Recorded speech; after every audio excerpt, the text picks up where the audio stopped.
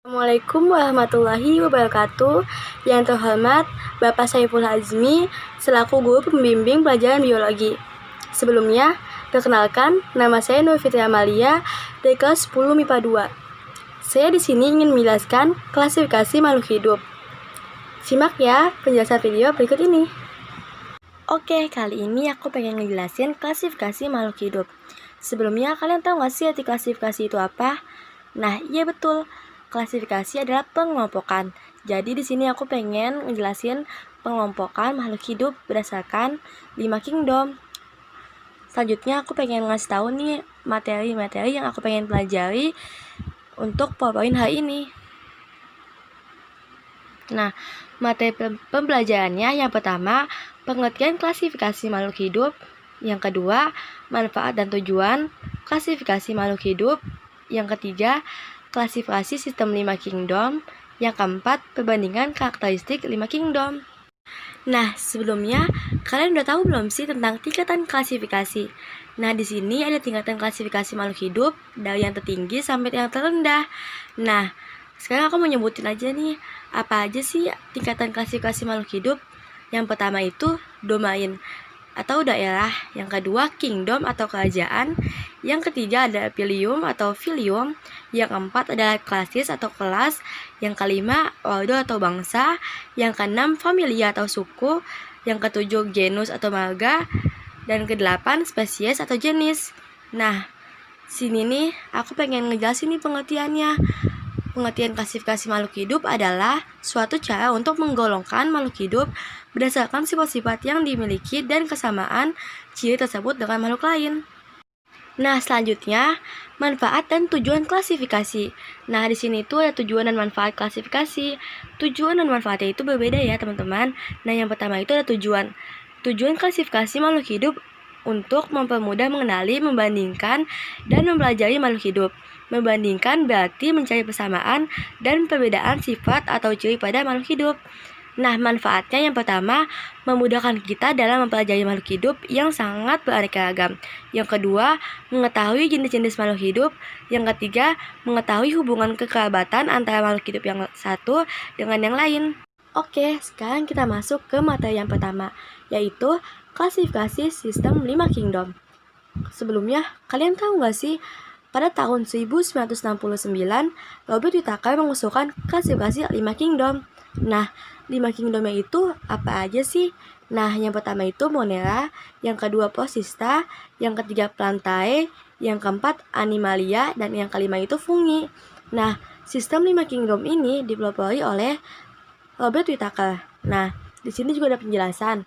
Dalam klasifikasi makhluk hidup, ilmuwan melakukan proses di mana organisme atau makhluk hidup dikelompokkan berdasarkan sifat yang dimiliki dan seberapa miripnya makhluk hidup dengan makhluk yang lain. Klasifikasi biologis menggunakan taksonomi berperingkat yang menggunakan susunan antara lain dari yang luas sampai yang spesifik. Nah, tingkatannya yang tadi udah aku jelasin ya. Nah, sekarang aku pengen ngejelasin nih satu persatu tentang 5 kingdom yang tadi udah aku sebutin sebelumnya. Nah, kingdom yang aku penjelasin yang pertama ini adalah Plantae. Nah, Plantae nama lainnya itu tumbuhan atau tanaman. Nah, tanaman yang memiliki ciri bersel dengan membran inti eukariotik dan mampu menghasilkan makanannya sendiri, yaitu autotrof. Contohnya adalah mangga, pisang, dan rumput. Nah, Plantae itu dibagi menjadi 3, yaitu Bryopta, nama lainnya lumut. Yang kedua, Pteridophyta atau paku. Yang ketiga, Spermatophyta atau berbiji. Yang pertama itu Bryopta. Bryopta itu dapat disebut juga dengan sebutan lumut, tumbuhan yang biasanya ada pada tempat lembab dan hidup secara autotrof. Nah, autotrof itu adalah menghasilkan makanannya sendiri. Yang kedua, Pteridophyta atau paku. Nah, Pteridophyta ini berbeda dengan tumbuhan lumut yang tidak memiliki organ sejati maupun jaringan pengangkut. Kelompok tumbuhan paku sudah memiliki organ sejati yang disertai dengan jaringan xilem dan phloem pula. Yang ketiga adalah Spermatophyta atau berbiji, yaitu kelompok tumbuhan satu ini disebut sebagai tumbuhan berbiji karena bakal individu barunya bermula dari tumbuhan tersebut. Oke, selanjutnya yang kedua adalah animalia atau hewan. Animalia atau hewan ini adalah hewan yang memiliki membran inti dan tidak dapat menghasilkan makanannya sendiri atau heterotrof. Nah, hewan itu mencari makanan ya teman-teman, bukan menghasilkan makanan. Sedangkan tumbuhan, mereka bisa menghasilkan makanannya sendiri. Nah, contoh animalia atau hewan itu ada kucing, bawang, dan sapi. Nah, selain itu animalia dibagi menjadi dua, yaitu vertebrata dan invertebrata. Vertebrata itu adalah hewan yang memiliki tulang belakang, sedangkan invertebrata adalah hewan yang tidak memiliki tulang belakang. Pada vertebrata ada beberapa jenis nih teman-teman, ada 4 ya, yaitu Aves, Reptilia, Mamalia, dan Pisces. Nah, pada invertebrata ada beberapa jenis, yaitu Porifera, Coleoptera, Platyhelminthes, Nemahelminthes, Annelida, dan Mollusca. Next, selanjutnya aku pengen ngejelasin kingdom Procista, yaitu Animalia bersel 1. Nah, Procista adalah mikroorganisme yang merupakan makhluk hidup bersel tunggal dengan membran inti. Contohnya itu ada amoeba dan paramecium. Nah, di sini aku juga pengen ngasih tahu bagian-bagian Procista atau mikroorganisme. Dan di sini itu ada flagel. Flagel itu bentuknya itu kayak tali berwarna hijau. Yang kedua ada bintik mata berwarna merah. Vacuola kontraktil yang kecil-kecil gitu bentuknya, warnanya hijau. Klopas yaitu warna hijau juga. Nukleus, vacuola makanan, mitokondria, dan pelikel. Kalian bisa lihat aja di gambarnya ya teman-teman. Selanjutnya, berdasarkan geraknya, Procista dibagi menjadi 3, yaitu Procista mirip hewan atau protozoa, yang kedua Procista mirip jamur, dan yang ketiga Procista mirip tumbuhan. Oke, selanjutnya adalah kingdom Monera. Nah, Monera ini tuh beda banget sama Procista. Kalau Procista itu memiliki membran inti sel, sedangkan Monera ini tidak memiliki membran inti sel. Nah, Monera adalah prokaryotik, artinya memiliki nukleus inti sel atau organel, tetapi tidak memiliki membran selaput inti sel seperti mitokondria, klopas, dan badan Golgi. Contohnya itu yaitu bakteri Lactobacillus. Nah, di sini juga ada struktur Monera teman-teman. Nah, yaitu yang pertama ada kapsul, dinding sel, membran sel, materi DNA, pili, nukleoid, sitoplasma, flagel, ribosom, mesosom, dan plasmid. Nah, selanjutnya Monera terbagi menjadi 2, yaitu Eubacteria dan Acabacteria. Oke, kingdom yang terakhir adalah fungi atau jamur.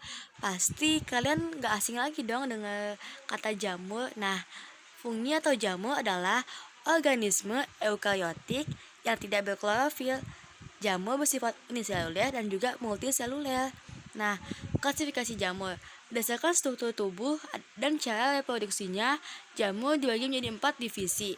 Klasifikasi jamur berdasarkan cara reproduksinya secara generatif atau seksual, yaitu divisi Zygomicota, yang kedua divisi Ascomycota, yang ketiga divisi Basidimycota, dan keempat divisi Deutermycota. Ini adalah materi yang terakhir, yaitu perbedaan karakteristik 5 kingdom. Nah, di sini tuh ada kingdom, organisasi, cara memperoleh makanan, ciri-ciri lain, dan cakupan. Nah, di sini tuh yang pertama adalah kingdom Monera. Organisasinya itu sel tunggal sederhana terkadang dalam untayan. Cara memperoleh makanannya, menyerap makanan, beberapa ada yang melakukan fotosintesis.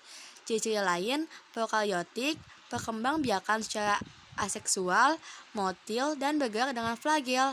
Cakupannya bakteri dan alga hijau, biru, blue, green, and algae. Yang kedua adalah kingdom Procista. Organisasinya sel tunggal kompleks terkadang dalam bentuk filamen atau koloni.